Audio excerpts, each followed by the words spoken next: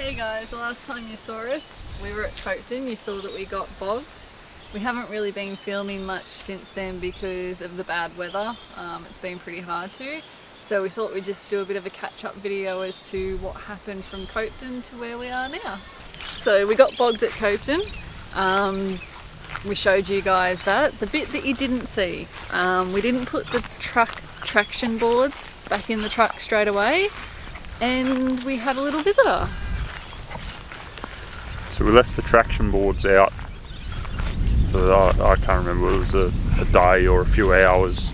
We had them strapped together and picked them up, and they store away inside the truck, and we put them away in the truck, and there was a mouse inside them.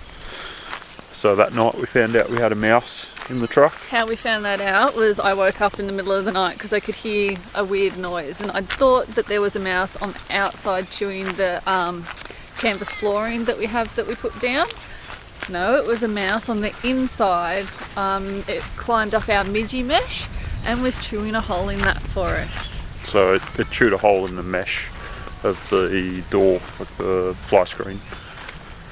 I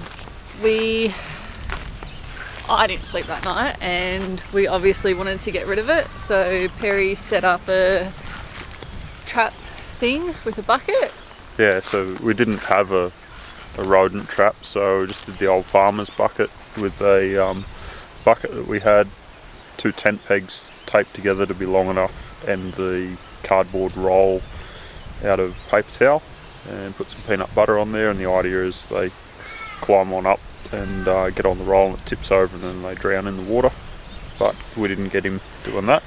We were watching an episode of something on our tablet, and I just happened to look up. We were sitting on the bed and looked straight across, and here was this little mouse on Perry's jacket. He was hanging it there because it'd been quite wet through the day, draining into a bucket. So we jumped up really quickly. By we, I mean Perry. I stayed on the bed away from everything and he was able to get the mouse out. So I just threw the raincoat outside, and then the mouse ran away. Job done.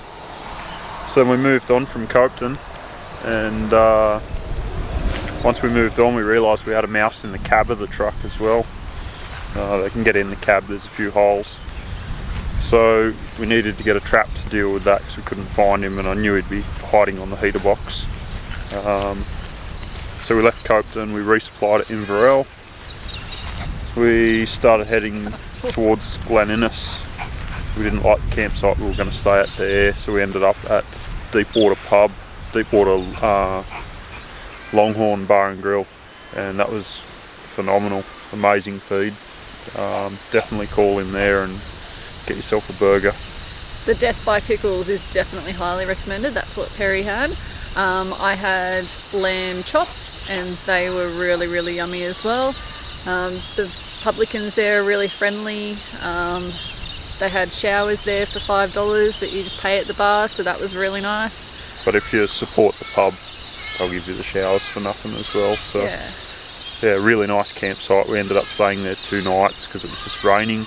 There was no point going somewhere else in the rain.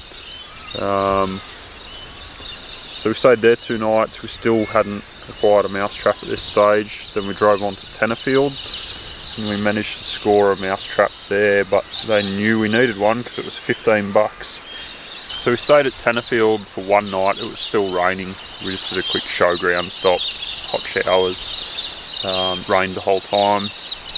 It looks like a really nice place though, so I think we'll pop back to do a little bit of exploring at some stage. With some sunshine, ideally.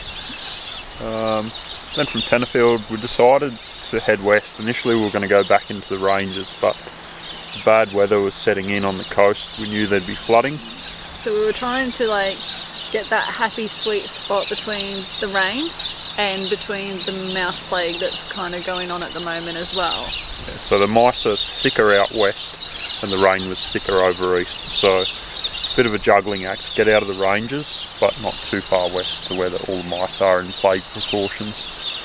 So we headed to Bonshaw Weir, which we've been tipped off was quite a good spot, and it was a really lovely spot, but it desperately needed a mow and with the risk of flooding, it wasn't worth staying there. We definitely just, like, because we'd just been bogged as well, like it was heavy on our mind that if we got some more wet weather, what it was going to be like to be able to get out of there. And there was no phone service there either, so we wouldn't have been able to sort of keep our eye on, like, if things had changed, we could look at it going into it, but things can change so quickly we didn't want to put ourselves at risk. So we left Bonshore and we come down to Ashford, which is where we are now. We're right on the Severn River. If you've been watching our Instagram stories, you would have seen the saga that unfolded here. So there was flooding all over the coast, but there was not much happening out here, and then in 2 days we had over 100 mil of rain. It was predicted, we knew it was coming. We moved camp up the hill a bit further. The river swelled. We watched it throughout the day, like the whole day. It wasn't until about lunchtime that it really started to come up fairly quickly. Yeah, it come up, blocked the road. It ended up swelling to about 6.5 metres. So it was peaking that night, so we decided to head into town. We'd also had a couple of, like, the locals that had come out, knock on our door and sort of say, look, in the last, like, significant flood event where you guys are, the water actually had come up to there. So with the local knowledge, we sort of also thought, yeah, let's get to safety. Yeah, so we headed into town. The caravan park in town is quite low as well. We weren't comfortable going there. So we called by the local police station. He was out and about. So we called up and saw the ambulance officers because we'd spoken to them earlier in the week. And they let us camp at the ambulance station up on top of the hill for the night, and then we returned back down here to the campsite the next day as the river was dropping by then. So we've been here for over a week now, I believe. It's a beautiful campsite. Even with all the water that comes through here, there's just a little bit of mud laying on the top, but it's a stunning campsite. It's maintained so well. So the day that we got here, I think we got here like Thursday last week, the guys were mowing it and they have done like a meticulous job, like so good. Edged all around the trees, mowed it right down, like you could tell that they were proud of what they did, and it looked mint when they left. There's bins here and a drop toilet as well. So yeah, it's really, really comfortable. Like it's one of the most lovely free camps that we've been to. We actually left here the day before the flooding started. We went back into Inverell to get a resupply and make sure we had full tank of diesel, cakes, full lot of cookies, groceries, and chips. Just in case the flooding got really bad. We wanted to have good supplies. And then we were going to go to Wells Crossing, the other side of Ashford, but we came back here because it's so much nicer. Wells Crossing, like it's nice, it definitely has the potential to be super cool, and it had been mowed 3 days before here had been mowed. Yeah, he got mowed with a ride-on, where they got slashed with a tractor. So the guys that come here whip snip around the trees, they do the whole lot. Bloke that goes through Wells Crossing, he just does what he has to do. So that's where we're at the moment. We're probably going to hang around here for a few more days and then head on. We haven't really looked at exactly where the next spot will be, but hopefully the weather will be a little bit kinder to us and we'll be able to get some video done for you guys. We really appreciate everyone watching, especially our chicken dogs.